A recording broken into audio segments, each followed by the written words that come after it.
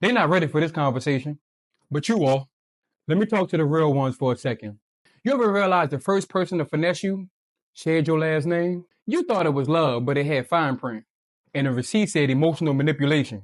Paid in full, tip not included. See, some of y'all ain't broke. You just been spiritually bankrupt from the moment you started getting taxed for loving somebody. Let me tell you all a little story.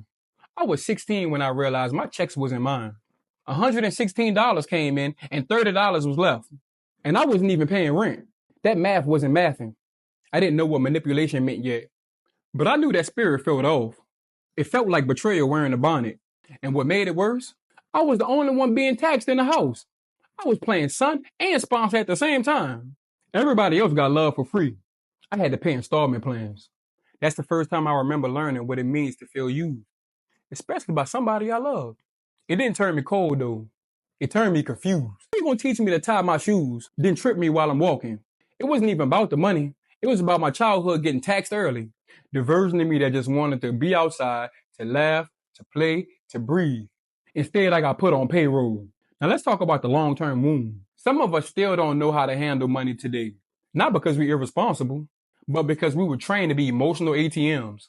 I was so tired of being chased for funds, I became Chase Bank. Swipe after swipe, no emotional pin code. And guess what? I carried that right into my relationships. I ain't never argue about money. I avoided it like a bill collector. If you need it, take it. If I had it, it's yours. But deep down, I wasn't being generous.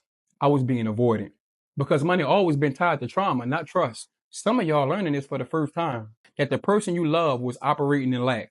Not just financially, spiritually. And you were the nearest plug to siphon from. Because you were trying to give love, but they were only trying to withdraw from it.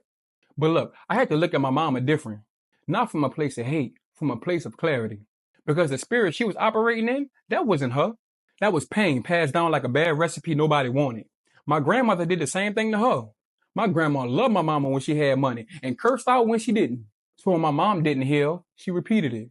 Because what we don't heal, we hand down.